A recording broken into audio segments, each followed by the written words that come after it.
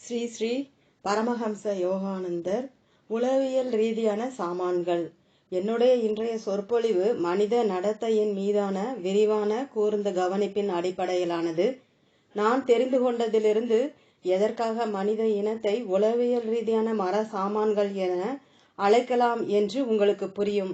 இந்த கருத்து எனக்கு பல வருடங்களுக்கு முன் இந்தியாவில் ஒரு விஞ்ஞான கழகத்தின் தலைவராக இருந்த மிகவும் கற்றறிந்த ஒரு பேராசிரியருடனான என் அனுபவத்தின் பலனாக உருவானது. அந்த பேராசிரியரின் குறைபாடு அவர் முக புகழ்ச்சியை மிகவும் விரும்பியதுதான். எந்த அளவுக்கு அதிகம் என்றால், மற்றவர்கள் தங்களுடைய சொந்த கருத்தை பொருட்படுத்தாமல் அவர் கூறுவதை எப்பொழுதும் சம்மதிக்க வேண்டும் என்று விரும்பினார். அவருடைய முதல் எதிர்பார்ப்பே நாம் தலைவணங்கி அவருடைய பாதத்தை தொட வேண்டும் என்பதாகும். நான் அதை மனமாற செய்தேன். ஏனென்றால் நான் அவருடைய கல்வியறிவின் மீது அதிகமான மரியாதை வைத்திருந்தேன். 2 இளம் மாணவர்கள் ஜப்பானில் உள்ள ஒரு பல்கலைக்கழகத்தில் அவருடைய பரிந்துரையின் பேரில் உதவித்தொகை கிடைப்பதற்கு முயற்சி செய்வதற்காக அவரிடம் படித்தார்கள். அவர்களில் ஒருவருக்கு மிகவும் உயர்ந்த தகுதிகள் இருந்தன. ஆனால் அவர் பேராசிரியருக்கு தலைவணங்க மாட்டார். அதன் விளைவாக பேராசிரியர் அவருக்கு உதவித்தொகையை மறுத்துவிட்டு, ஆனால் சாதுரியமாக அவரை முக புகழ்ச்சி செய்த குறைந்த தகுதியுடைய அடுத்த மாணவருக்கு ஒப்புதல் கொடுத்தார். எனவே உதவி தொகையானது அந்த மாணவருக்கு பேராசிரியரின் நிலையான குணம் பற்றியும் அந்த குறிப்பிட்ட உளவியல் ரீதியான சாமானை தனது நோக்கம் நிறைவேற எவ்வாறு பயன்படுத்துவது என்பதை பற்றியும் தெரிந்திருந்ததின் பேரில் பெறப்பட்ட அளவுக்கு அவரது தகுதியினால் பெறப்படவில்லை. முதலில் உளவியல் ரீதியான மர சாமான்கள் என்ற சொற்றொடரின் முக்கியத்துவத்தை நாம் புரிந்து கொள்ள வேண்டும். ஒரு வீட்டின் வெவ்வேறு சாமான்களை பற்றி நினைக்கும் பொழுது ஆடும் நாற்காலிகள், மேஜைகள், அலமாரிகள் போன்றவை. அவற்றை தனித்தனி பொருட்களாக திடமாகவும் மாறாததாகவும் ஒவ்வொன்றும் அதற்கே உரிய திட்டவட்டமான பயன்பாடுகளையும் குறிப்பிட்ட தனி குணங்களையும் உடையதாக நாம் பார்க்கிறோம். அந்த குறிப்பிட்ட பொருளை உருவாக்குவதற்கு ஒவ்வொன்றுக்குமான மரம் சேகரிக்கப்பட்டு, வெட்டப்பட்டு, செதுக்கப்பட்டு, மெருகேற்றப்பட்டது. மர சாமான்கள் ஸ்பானிஷ், ஆரம்பகால அமெரிக்கன், பிரெஞ்சு போன்ற பலதரப்பட்ட பாணியில் இருக்கின்றன. பழங்காலத்திய மர சாமான்களும் உண்டு. அதோடு இன்று அதிநவீன பாணியிலும் சில வீடுகளில் மிக நன்றாகவும் கிடைக்கின்றன.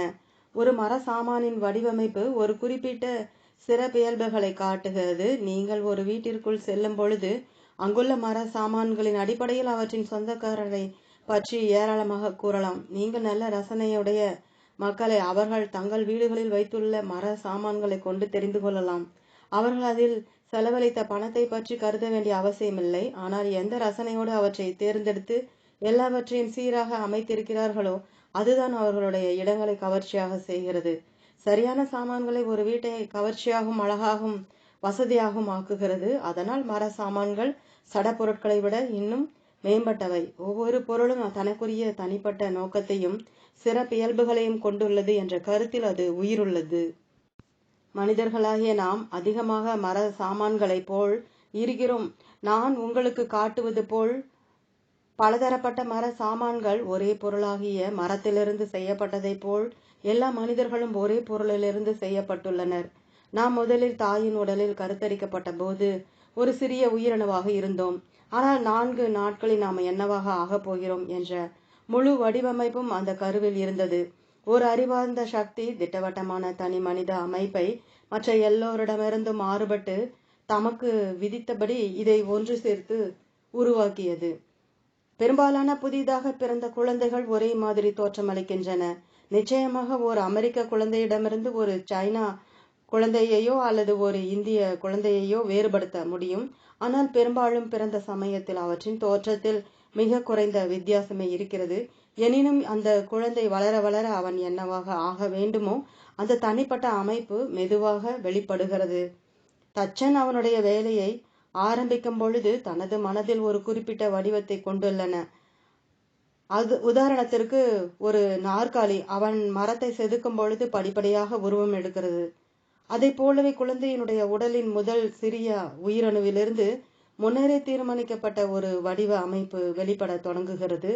அந்த வடிவமானது உருவமில்லாத மரக்கட்டையிலிருந்து ஒரு குறிப்பிட்ட முறையில் நாற்காலி உருவாக்கப்பட்டது போல் பிறப்புக்கு பிறகு ஒவ்வொரு தனி மனிதனும் ஒவ்வொரு ஆன்மாவும் அந்த மனிதனை தனித்தன்மையுடன் அடையாளப்படுத்தும் குறிப்பிடத்தக்க உடல் மற்றும் மன பண்புகளை எடுத்துக்காட்டும் வரை தொடர்ந்து வளரும். எந்த கருவிகள் நம்மை உளவியல் ரீதியாக மர சாமான்களாக வடிவமைக்கின்றன? எந்த கருவிகள் மலைக்க வைக்கும் இந்த பலதரப்பட்ட மனித உளவியல் ரீதியான மர சாமான்களை உருவாக்குகின்றன? பரம்பரை மற்றும் குடும்பத்தின் தாக்கம் உள்ளது. மேலும் முக்கியமாக நம் கர்மவினையின் தாக்கம், அதாவது முற்பிறவிகளின் செயல்களினால் ஏற்பட்ட விளைவுகளும் இருக்கின்றன. இறைவன் நம்மை அவனுடைய சாயலில் படைத்திருக்கிறான். ஆனால் நம்மை இந்த தனி மனித உளவியல் ரீதியான மர சாமான்களின் தனி மனித பொருள்களாக ஆக்கிக் கொள்ள நாமே தேர்ந்தெடுத்து கொண்டோம். நம்முடைய தற்போதைய உடலையும் மனதையும் நம்முடைய கடந்த பிறவிகளின் எண்ணங்கள், செயல்கள், ஆசைகள் ஆகியவற்றால் நாம் வடிவமைத்து கொண்டோம். நாம் முன்வினை பயனையும் மறுபிறவிகளையும் நம்புகிறோமோ இல்லையோ என்பதில் எந்த வித்தியாசமும் இல்லை. காரண காரிய விதிமுறை நம்முடைய ஒப்புதல் இருந்தாலும் இல்லாவிட்டாலும் வேலை செய்கிறது. ஒரே பெற்றோர் அறிவாளியான ஒரு குழந்தையையும் மன குறைபாடுள்ள மற்றொன்றையும் எவ்வாறு பெற்றெடுக்க முடிகிறது என நீங்கள் ஆச்சரியப்படலாம். 2 குழந்தைகளும் இறைவனின் சாயலில் உருவாக்கப்பட்டிருந்தால், இறைவனும் நியாயமாக இருந்தால் அது எப்படி நடக்க முடியும்? இப்படிப்பட்ட புதிர்கள் ஒவ்வொரு மனித வாழ்க்கையிலும் செயற்படும் காரண காரிய விதிமுறைகளால் விளக்கப்படுகிறது. பரம்பரை எனும் ஒளி மட்டுமே ஒரு தனிநபரை உளவியல் ரீதியான மர சாமான்களின் ஒரு குறிப்பிட்ட பொருளாக வடிவமைப்பதில்லை. அவருடைய முற்பிறப்பின் செயல்கள் அவற்றினுடைய சொந்த நல்ல அல்லது கெட்ட விளைவுகளை இந்த வாழ்வில் உருவாக்குகிறது. கர்மவினை நிர்மாணிக்கின்ற அமைப்பிலிருந்து தான் தற்போதைய வாழ்வின் ஆக்கங்களான சாதனங்கள் இயங்கி நாம் இப்பொழுது இருப்பது போல் நம்மை வடிவமைக்கின்றன. ஆதலால் பரம்பரை மற்றும் குடும்பம், நம் சூழல், சீதோஷ்ண நிலைகள், முற்பிறவிலிருந்து கொண்டு வந்த கர்மவினை நிலைமைகளுக்கு நம்முடைய சுதந்திர விருப்ப மறுமொழிகள், மேலும் நாம் பிறந்துள்ள நாகரிகம் அல்லது யுகம் ஆகியவற்றின் விளைவுகளும் தாக்கங்களும் நம்முடைய உடல்களையும் நமது மனோபாவங்களையும் உருவாக்க உதவுகின்றன. உதாரணமாக, அமெரிக்காவின் மிகுதமான சீதோஷ்ண நிலையிலும் அல்லது ரஷ்யாவின் கடும் குளிர் நிலையிலும் வாழும் மக்களுடன் ஒப்பிடும்போது இந்தியா மற்றும் ஆப்பிரிக்கா நாடுகளுக்கே உரிய தீவிரமான சூரிய ஒளியும் வெப்பமும் கருத்த தோலை உடைய ஒரு மக்கள் இனத்தின் பரிணாம வளர்ச்சிக்கு காரணமாய் இருந்திருக்கின்றன. குழந்தைகள் மூலப்பொருள் ஆவார். சைனாவில் உள்ள சைன குடும்ப தொழிற்சாலையில் வடிவமைக்கப்பட்டால் அவர்கள் சாய்ந்த கண்களோடும் சப்பையான மூக்குகளோடும் தோற்றமளித்து சீனாவின் நடத்தை முறைகளையும் சீன கலாச்சார உடைகளையும் பின்பற்றுவார்கள். ஒரு அமெரிக்க உளவியல் ரீதியான மர சாமான் வேறுபட்டிருக்கும். நீங்கள் அவரை எளிதாக அடையாளம் காண முடியும். ஓகே, அடுத்து கோ ஹெட் என்று கூறுவார். மேலும் அவர் உடையிலும் நடையிலும் ஒரு அமெரிக்கர் என்று தெரிந்து கொள்ளலாம். ஒவ்வொரு வகையான மர சாமானும் அது உடையும் வரை ஒரு பயனை கொண்டுள்ளது. இருப்பினும் கூட லிங்கன் அமர்ந்திருந்த நாற்காலியுடன் உள்ளதை போன்ற சில பயனுள்ள நினைவோ அல்லது லட்சியமோ அதனோடு தொடர்பு கொண்டிருந்தால் அதற்கு மதிப்பு இருக்கிறது. அதை போலவே வெவ்வேறு நாடுகளில் உற்பத்தியான வெவ்வேறு விதங்களான உளவியல் ரீதியான மர சாமான்கள் எல்லாம் அவற்றினுடைய சொந்த சிறப்பான மதிப்பையும் உபயோகத்தையும் கொண்டுள்ளன. மனித விசித்திரங்கள் மக்களை வெவ்வேறு வகையான மர சாமான்களாக எண்ணும் கருத்து மிகவும் வேடிக்கையாக இருக்கிறது அல்லவா? எதற்காக பெண்கள் அரை பாவாடைகளையும் ஆண்கள் கால் சட்டைகளையும் அணுகிறார்கள்? நாம் எப்படி உளவியல் ரீதியான மர சாமான்களாக வளர்க்கப்பட்டிருக்கிறோம் என்று பாருங்கள். ஒவ்வொரு பொருளும் மாறுபட்டது மற்றும் சுவாரஸ்யமானது. இந்த மர சாமான் கூறுகிறது. அமெரிக்க மர சாமானை பார், அவர் வேடிக்கையான கால் சட்டைகளை அணுகிறார், மேலும் முள்கத்தியையும் கத்திகளையும் கொண்டு சாப்பிடுகிறார். அமெரிக்க மரசாமான் கூறுகிறது. அந்த இந்து மரசாமானை பார், அவர் ஒரு சிறிய துணியை உடம்பில் போர்த்தி கொண்டு செல்கிறார், மேலும் அவருடைய விரல்களினால் சாப்பிடுகிறார். இந்து மரசாமான், ஆங்கில மரசாமான், அமெரிக்க மரசாமான், சைனா, பிரெஞ்சு, ரஷ்யா, ஜெர்மன், நாம் அவற்றிடமிருந்து அவை எல்லாவற்றிடமுள்ள குறிப்பிடத்தக்க பண்புகளை கற்றுக்கொண்டு பாராட்ட வேண்டும். அவர்களுடைய மாறுபட்ட குணாதிசயங்களை உற்று நோக்குங்கள். ஒவ்வொரு நாட்டிடமும் ஆதிக்கம் மிகுந்தவை சில உள்ளன. ஒவ்வொரு நாட்டிடமிருந்தும் தெரிந்து கொள்ள வேண்டிய அல்லது மகிழ்ந்து அனுபவிக்க வேண்டிய சில நல்லவை இருக்கின்றன. உணவின் வேறுபாட்டை உதாரணமாக எடுத்துக்கொள்ளுங்கள். ஒரு நாட்டிற்கு அவை தனித்துவம் அளிக்கின்றன. நான் இந்த நாட்டிற்கு வந்தபோது ஆப்பிள் பையை பற்றி அதிகமாக கேள்விப்பட்டு அதை உண்பதற்கு ஆர்வத்துடன் இருந்தேன். முதல் தடவை சாப்பிட்ட உடனேயே அது எனக்கு பிடித்திருந்தது. பெரும்பாலான அமெரிக்கர்கள் ஆப்பிள் பையை விரும்புகிறார்கள். இந்துக்கள் காய்கறிகளையும் மாம்பழங்களையும் விரும்புகிறார்கள். இத்தாலியர்கள் ஸ்பாகடி விரும்புகிறார்கள். சைனாக்காரர்கள் உலர்ந்த இறைச்சியையும் சாதத்தையும் விரும்புகிறார்கள். எஸ்கிமோக்கள் சமைக்கப்படாத மீனை விரும்புகிறார்கள். எனவே பாருங்கள், ஒவ்வொரு நாட்டிலும் மற்றவர்களுக்கு விசித்திரமாகவும் அந்த நாட்டு மக்களுக்கு இயல்பாகவும் தோன்றும் சில குறிப்பிட்ட அம்சங்கள் உள்ளன. அவர்கள் அந்த குணங்களை வெளிக்காட்டுவதற்கான மர சாமான்களைப் போல வடிவமைக்கப்படுகின்றனர். நாம் என்ன செய்ய வேண்டும் என்றால், வெவ்வேறு நாடுகளிலிருந்து நம் சொந்த நடத்தையில் கட்டாயம் பின்பற்றவோ அல்லது கடைபிடிக்கவோ வேண்டிய அந்த பழக்கங்களை தேடி கண்டுபிடிக்க வேண்டும். உதாரணத்திற்கு, அமெரிக்கர்களுடைய கோ அஹெட், தயங்காது முன்னேறு குணம் எனக்கு பிடித்திருக்கிறது.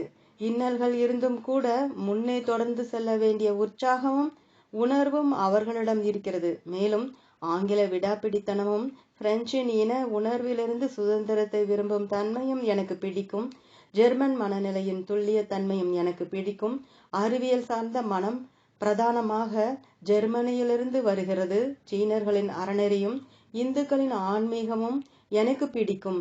இந்து மனோபாவம் இப்பூ உலகை சிறந்த வாழும் இடமாக செய்யும் மகான்களை உருவாக்குவதற்காக ஆன்மாவை மிக அழகாக செதுக்கி அல்லது வடிவமைக்க முடிகின்றது.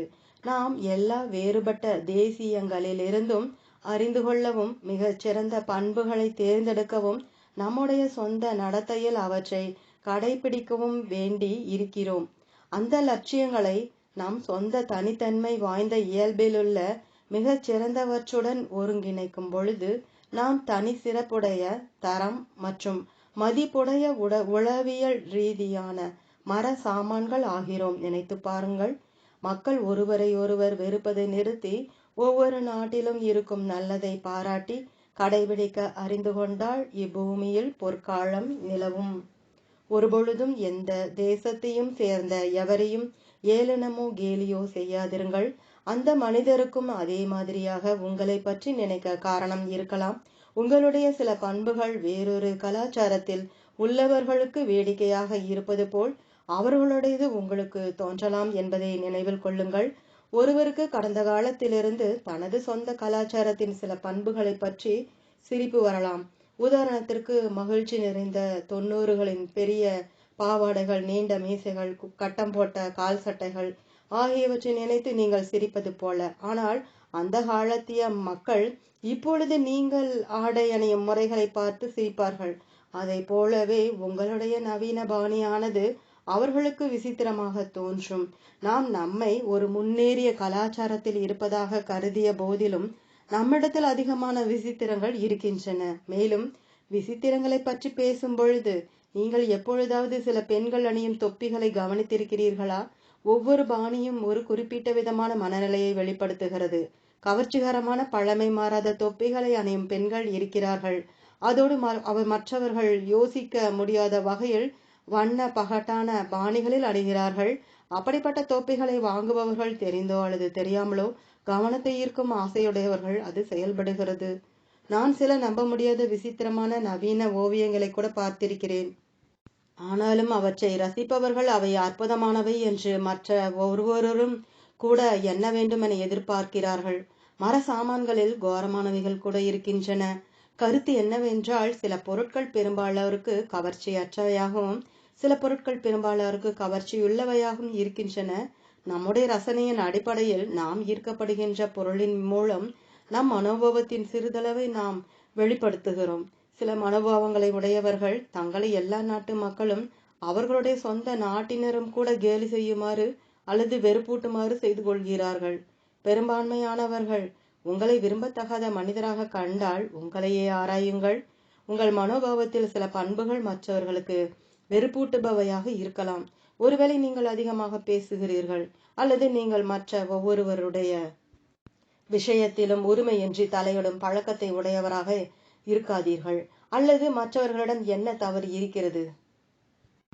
அவர்கள் எப்படி வாழ்க்கை நடத்த வேண்டும் என்று கூறும் பழக்கத்தையுடையவராக இருக்காதீர்கள். மேலும் உங்களை மேம்படுத்திக் கொள்வதற்கு எந்த ஒரு யோசனைகளையும் ஏற்க மாட்டீர்கள். இவை மற்றவர்களுக்கு நம்மை விரும்பத்தகாதவர்களாக காட்டும் உளவியல் ரீதியான தனிப்பட்ட குணங்களுக்கு உதாரணமாகும். ஆபத்தான உளவியல் ரீதியான மர சாமான்கள். இப்பொழுது கவர்ச்சியற்ற உளவியல் ரீதியான மர சாமான்கள் இருப்பது போல் ஆபத்தான உளவியல் ரீதியான மர சாமான்களும் இருக்கின்றன. ஒருவரை சமூகத்திற்கோ அல்லது தனக்கோ ஆபத்தானவராக்கும் சில நடத்தை குணங்கள் இருக்கின்றன. உங்கள் வீட்டில் உபயோகப்படுத்துவதற்கோ அல்லது அருகாமையில் வைத்துக் கொள்வதற்கோ பாதுகாப்பற்ற எந்த மர சாமான்களையும் நீங்கள் விரும்ப மாட்டீர்கள்.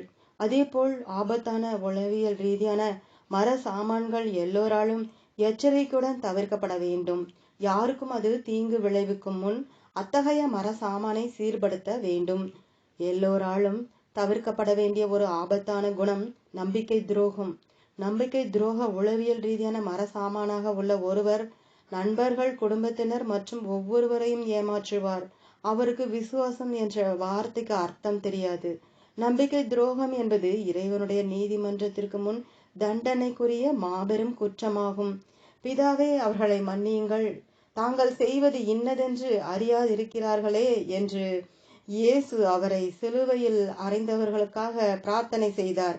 வேறு விதமாக கூறினாள், அவர்களுடைய உளவியல் ரீதியாக தவறாக வழிநடத்தப்பட்ட மனநிலைகள்தான் இயேசுவையும் அவர் எந்த லட்சியத்திற்காக வாழ்ந்தார் என்பதை பற்றியும் தவறாக புரிந்து கொள்ள வைத்திருக்கிறது என்பதால் அவர்களை மன்னிக்கும்படி ஆண்டவரிடம் மன்றாடினார்.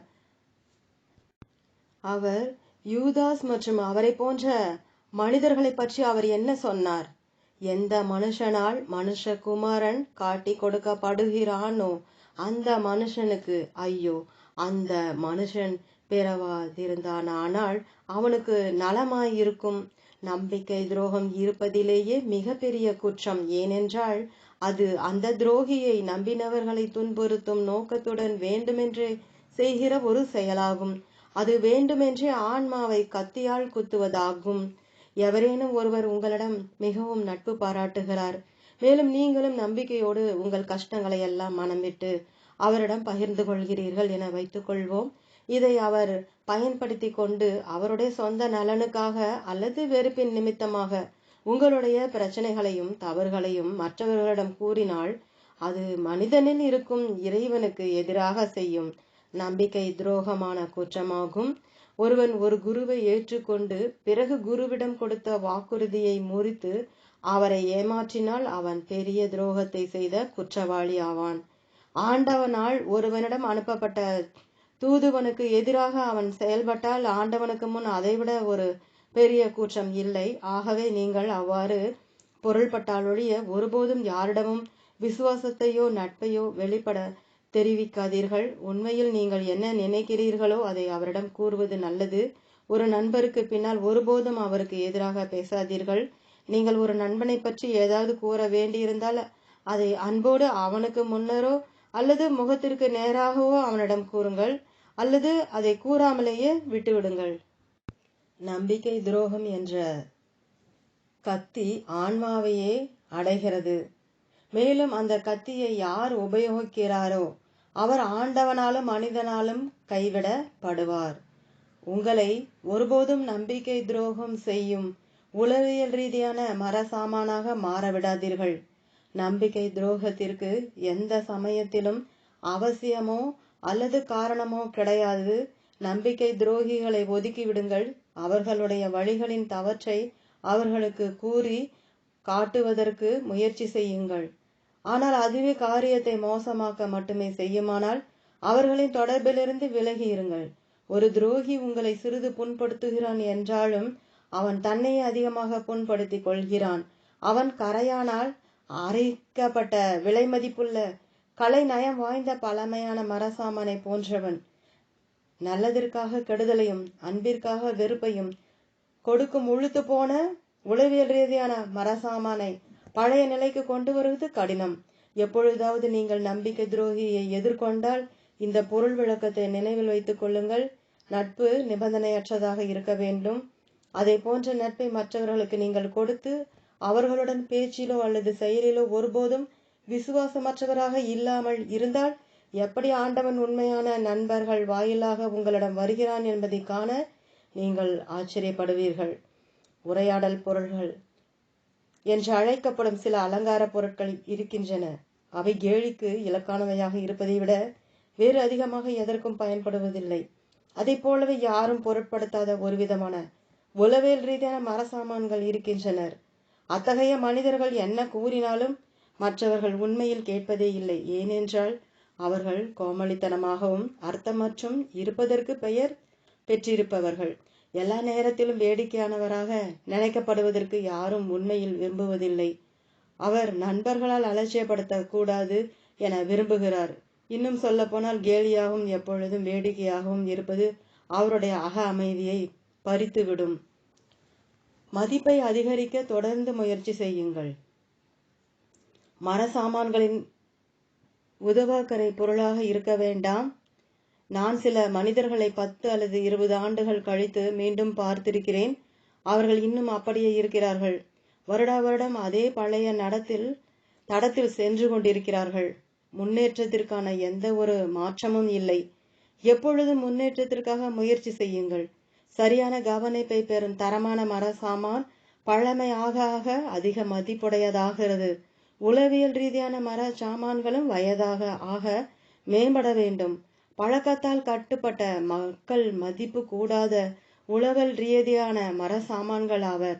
சுயநலமுள்ளவர்கள் அவர்களுடைய கஞ்சத்தனத்தை வாழ்க்கையின் கடைசி நாள் வரை பற்றி கொண்டிருக்கிறார்கள். மற்றவர்கள் பெருந்தினிக்காரர்கள். மேலும் நீங்கள் அவர்களுக்கு என்ன சொன்னாலும் சரி, தாங்கள் கல்லறைக்கு செல்லும் வரை உண்டவராகவே இருப்பார்கள். சிற்றின்பத்தில் அதிக நாட்டமுள்ள சிலர் புலன்களின் தளத்திலேயே வாழ்ந்து கொண்டு எப்பொழுதும் எதிர்பாலினத்தவர்களை கண்டாலும் காதலிக்க விரும்புவார்கள். இறுதி வரை சிற்றின்பத்திலேயே அவர்களை தொடர்ந்து மூழ்கடித்துக் கொள்வார்கள். எதற்காக அப்படிப்பட்ட ஒரு அடிமை வாழ்வை வாழ வேண்டும்? நாம் நம்மை மேம்படுத்த கடும் முயற்சி செய்து கொண்டே இருக்க வேண்டும். வணிகர்களும் படைப்பு திறம் கொண்டவர்களும் முற்போக்கான உளவியல் ரீதியான மரசாமான்கள் அவர்களுடைய லட்சியங்களை நிறைவேற்ற அவர்களை ஏதுவாக்கும் கொள்கைகளுக்கு ஏற்றாற்போல தம்மை வடிவமைத்துக் கொள்வார்கள். அது நல்லது. ஆனால் வருடக்கணக்காக மாறாமல் இருக்கும் மனிதருக்காக நான் மிகவும் வருத்தப்படுகிறேன். அப்படிப்பட்ட மக்கள் மதிப்பற்ற பழமையான கலைப்பொருட்கள். அவர்கள் வெறுமனே முதுமை அடைகிறார்கள், ஆனால் ஒருபோதும் மேம்பட்டவராவதில்லை. பழக்கங்களுக்கு கட்டுப்பட்டிருப்பது அடிமைப்பட்டிருப்பதாகும். நல்ல ஆன்மீக உணர்ச்சி ரீதியான உடல் ரீதியான மன ரீதியான பழக்கங்களை மேற்கொண்டு அதில் நிலையாக இருப்பது நிச்சயமாக பயன் தரக்கூடியது. ஆனால் ஒருபொழுதும் உங்களை எந்த கெட்ட பழக்கத்திற்கும் அடிமையாவதற்கு அனுமதிக்காதீர்கள். கடந்த காலத்தில் நீங்கள் எப்படி இருந்தீர்கள் அல்லது என்ன செய்தீர்கள் என்பதை பற்றி கவலைப்படவோ அல்லது கவலையுடன் மீண்டும் மீண்டும் நினைக்கவோ செய்யாதீர்கள்.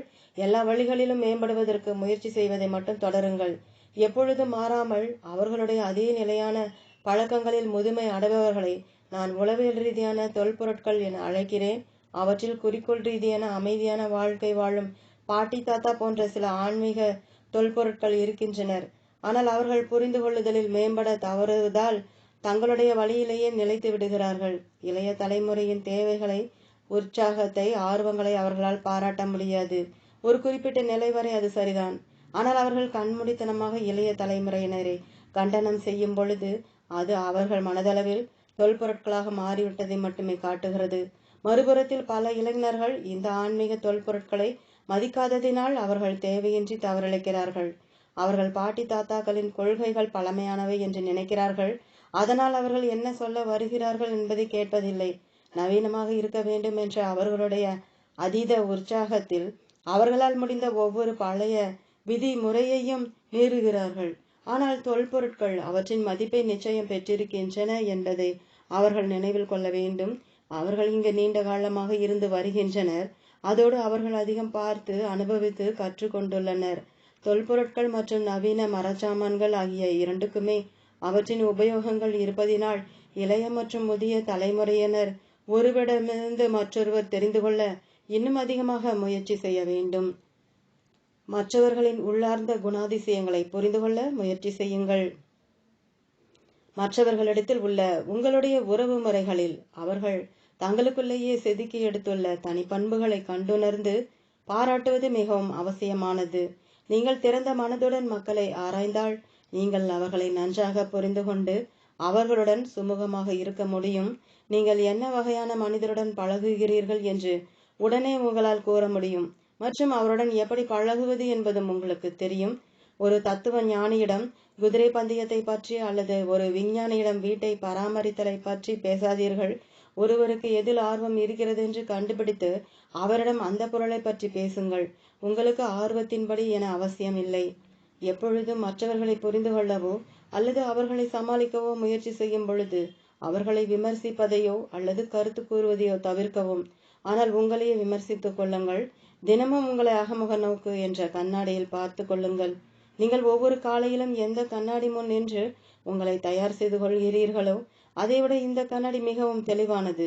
நான் என்னுடைய சொந்த மனக்கண்ணாடியில் பார்க்காமல் ஒரு நாள் கூட கழிவதில்லை. நான் என்னையே விட்டு வைப்பதில்லை. என்னுடைய தரத்திற்கு குறைவாக ஏதாவது நான் செய்திருந்து அது அங்கு பிரதிபலித்தால் நான் என்னையே கடுமையாக கடிந்து கொள்வேன். உங்கள் ஆன்மாவின் ஆன்மீக கண்ணாடியில் குறைபாடில்லாமல் ஆக முடிவதற்கு, ஆண்டவனின் ராஜ்யத்தில் ஒரு வாழும் சொத்தாக இருப்பதற்கு அதுதான் வழி. ஞானம் என்பது ஒரு ஒளி. அன்பு என்பது உப்பு தாள். உங்களுடைய வாழ்க்கையை ஒரு அழகான, தரமான, உளவியல் ரீதியான மர சாமான் பொருளாக வடிவமைக்க நீங்கள் உபயோகப்படுத்தக்கூடிய மிகச்சிறந்த கருவிகள் ஞானமாகிய ஒளியும் அன்பாகிய உப்பு தாளுமாகும். மனிதனுக்கு அறிவுத்திறன் தேவைப்படுகிறது. ஆனால் அறிவாற்றல் அன்பினால் மென்மையாக்கப்பட வேண்டும். ஒரு மர சாமானின் ஒரு பகுதியை செதுக்கும் பொழுது அதை உப்புத்தாள் கொண்டு வளவளப்பாக்க வேண்டும். இல்லையெனில் அது சொரசொரப்பாகவே இருக்கும். அன்பாகிய உப்புத்தாள் அறிவுத்திறத்தின் கடினத்தன்மையை அகற்றி விடுகிறது. அதோடு உங்கள் அறிவுத்திறனை மென்மையாக்குகிறது. ஞானம், அன்பு ஆகிய இந்த இரண்டாலும் நீங்கள் ஓர் உபயோகமான, நடைமுறைக்கேற்ற, எல்லோராலும் பாராட்டப்படும், ஆண்டவனால் நேசிக்கப்படும் மர சாமானாகிறீர்கள். மேலும் நீங்கள் உங்களை அதை போன்றுதான் ஆக்கிக்கொள்ள நாடுகிறீர்கள். நீங்கள் உங்களை ஒரு மதிப்பற்ற உளவியல் ரீதியான தொல்பொருளாக வடிவமைத்துக் கொள்ளக்கூடாது. பதிலாக நீங்கள் கண்ணாடியை பார்க்கும் ஒவ்வொரு முறையும், குறிப்பாக அகமுக நோக்கு கண்ணாடியில் உங்களையே கேளுங்கள். நான் நல்ல பழக்கங்களை வளர்க்கிறேனா? நான் அதிக ஆக்கப்பூர்வமாக இருக்கிறேனா? நான் அதிக நேர்மையுடன் என் இதயத்திலிருந்து புன்னகைக்கிறேனா? நான் தினமும் முன்னேறுகிறேனா? நீங்கள் ஆண்டவனின் ராஜ்யத்தை அலங்கரிக்க உபயோகப்படும் ஆன்மீக உளவியல் மர சாமானாக இருக்க கடும் முயற்சி செய்ய வேண்டும். நீங்கள் அதை விரும்ப மாட்டீர்களா? சில மர சாமான்கள் அவற்றில் மேற்கொண்டு எந்த வேலைப்பாடும் தேவையில்லாத அளவுக்கு மிகவும் அழகாக இருக்கின்றன. ஆதலால் மேலும் மாற்றம் தேவையில்லாத அந்த முழுமை பெற்ற உளவியல் மர சாமானாக நீங்கள் இருங்கள். நீங்கள் ஆண்டவனோடு ஒன்றாக இருக்கும் அந்த நேரம் வரும். இவ்வுலகிற்கு வந்த எல்லா உயர்ந்த மகான்களும் அவர்களுடைய வாழ்வை ஞானத்தோடும் அன்போடும் தியானத்தோடும் என்றென்றும் மனித குலத்திற்கு சேவை செய்யவும், ஆண்டவனுடைய ராஜ்யத்தை நிரந்தரமாக அலங்கரிக்கவும் முழுமையான ஆன்மீக உளவியல் மர சாமானாக செதுக்கி வைத்திருக்கிறார்கள். ஓம். தொடரும்.